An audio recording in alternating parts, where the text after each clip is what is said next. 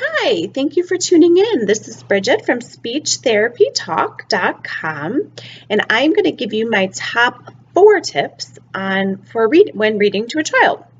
Now, I will go through my tips here. I will put a link in the comments for more resources on reading, and you can also head over to SpeechTherapyTalk.com for just more resources in general. So, tip 1. My absolute favorite tip or easiest tip is just pick a book that interests your child. Pick a topic that interests your child. Reading is fun. Reading is a fun activity, and I want to keep it a fun activity. And to hold your child's interest, pick books that your child is interested in. Maybe it's not what you're interested in, but what your child is interested in. And just get a variety of it. Get a variety of different books kind of on that topic. All right, that's an easy tip. Second tip is to read with enthusiasm. Kind of jump into the book. We don't want to read a book, say, oh, Bobby Joe went over here, then he did, oh, yeah, bear came, oh, so scary, blah, blah, blah.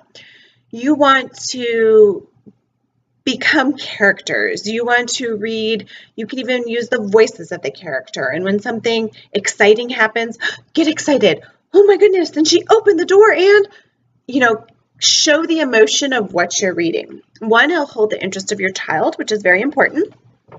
But 2, by using the voices, you're actually teaching skills. You're exposing them to feelings, to emotions, to, oh, I can hear excitement in my parent's voice. Maybe something is exciting. Should we be nervous? They're getting clues about cause and effect, about prediction, about emotions, about how certain situations, certain words might make, characters feel. And all these things, all these visual cues and verbal cues and facial cues, they're learning, they'll get more out of the vocabulary. They'll start to learn story structure. They'll start to learn, this happened, I heard this word, it caused excitement, just different things like that. So when you're reading, make sure you use appropriate emotions and excitement and just kind of put on a show. And it will make your child like the book more. It's more exciting. It will engross them in the book, and then it will also teach them all those important skills. 2. Tip 3. We're already on tip 3. Look at that. They're going to get a little more heavy duty now. So I have this book, Olivia, because I love this book. And just a heads up, I am making some materials right now for this book, some story companions, question cards, different things. So look over on SpeechTherapyTalk.com. That's coming very soon. If you subscribe to our website, you will get some free materials for this book. Anyways, so Olivia, so when you're reading, when you get to a vocabulary word, you don't want to turn reading into a quiz. So be careful of that. Reading is not a quiz. Reading is a fun activity. But when we read a book, we have context clues and we have pictures and we have a story. So it's an awesome time to to think about vocabulary and help teach your child vocabulary. So let's just do an example to illustrate this. So let's say you're reading a book and you get to the word, let's find a word that they might not know. Let's see. I do love this book because it has some decent vocabulary words. It's not too over the top, but it's interesting enough for older kids and younger kids. Anyways, enough about that. So let's say we get to the word museum and you say museum. Do you know what that word means? So when you get to a word, don't quiz your child and say, what's museum mean? You don't want to do that.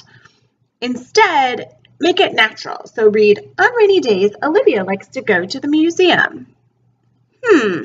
Museum. Have you heard that word? Do you know what a museum is? See what your child says. If they get it right, great. Yeah, that is a museum. Wow, you know a lot. If they didn't know, you can use context clues. You can say, rainy days, they went to a museum. Since it's raining outside, do you think they're inside or outside? I think they're inside too. Yeah. And look, they're looking at a painting here. And, you can go through different types of museums, maybe a museum you've been to, and kind of tie in some of background knowledge to this word and help define museum. Maybe they'll repeat what you said. Maybe they'll talk about it. Maybe they'll just listen. Doesn't matter. You've exposed them to the word museum. Now, when you read this book again, you can ask them again. Do you remember that word museum? What is museum? Let's see if we can find another really good one here. How about,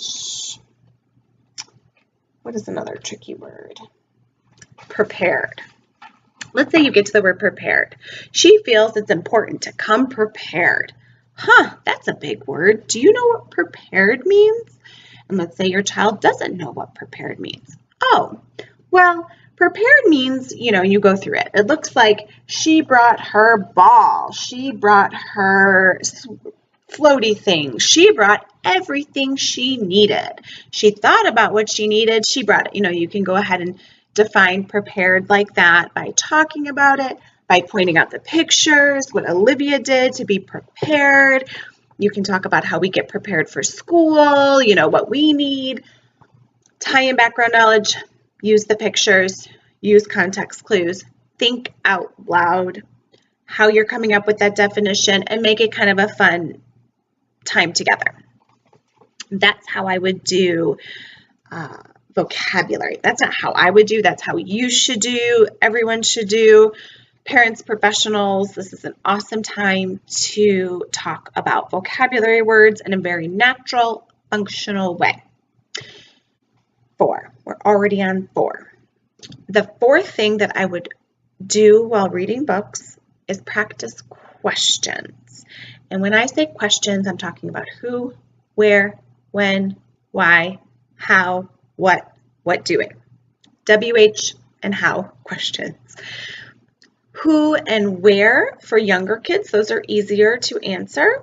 When, why, how, who, where, what, and what doing.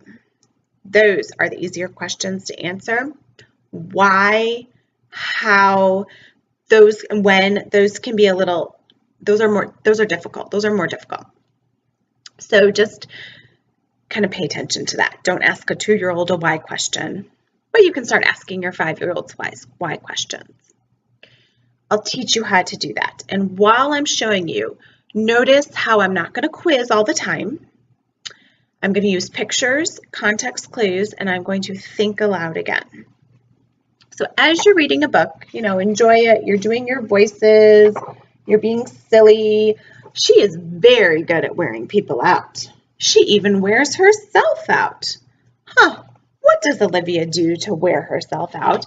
And you can look at the pictures and you can answer the questions. You can point to pictures, different things Olivia is doing. By doing this, you are practicing many skills. One, you're practicing the idea of listening to a question and understanding, what does where mean? Where means a place. What does who mean? Who means a person. So you're teaching those skills. You're practicing grammar when they have to answer the question. You're practicing vocabulary. And then when you get to why and how questions, you're practicing reasoning skills and higher level language skills. So this would be a good one to practice, grammar, ing verbs. What is Olivia doing? She is jump roping. She is playing with a yo-yo. She is stirring. Your child can point to the pictures, get involved in the story. They're kind of telling the story, and they're practicing that what doing question. Or let's say we get here. Sometimes Ian just won't leave her alone. So Olivia has to be firm. Who isn't leaving Olivia alone? Let's say your child doesn't know. Be like, who means a person? So this is Olivia. This person is not leaving her alone. Who is that? You go over the name, you go over brother, what is a brother? You can tie in some vocabulary and WH questions at the same time. And then let's say we get to a why question. I'll practice one of those. On rainy days, Olivia likes to go to the museum. Why do you think she likes to go to museums on rainy days? They have no idea, or they say something, let's say they say something that's wrong. You can be like, oh, that's good thinking. I was thinking when it's rainy outside, we don't want to get wet. unless you're my children, but most children don't want to get wet. So I think they picked museum because they wanted to go somewhere inside, so they stay dry. And the museum is something that Olivia must like. You know, you think out loud and you talk through the question. So those are my quick 4 tips for reading. I'll review them for you. Number 1, pick books that interest your child so they enjoy reading. And kind of find books on the fringe of interest. So they like construction, get different kinds of construction books. 2, you want to read with emotion. 1, because it's fun, and 2, because it's teaching them a lot of language skills. 3, you want to work on vocabulary. And 4, you want to work on answering WH questions, or just questions. Who, where, when, why, what, doing, how, and what. Yes, I think I got them all. Anyways, that is all my tips for you today. My name is Bridget from Speech Therapy Talk. If you have any questions or concerns, you can type some in the comments below or head over to Speech Therapy Talk for a lot of free resources. And there's plenty of ways to contact me there as well. All right, have a great day. Thanks for listening.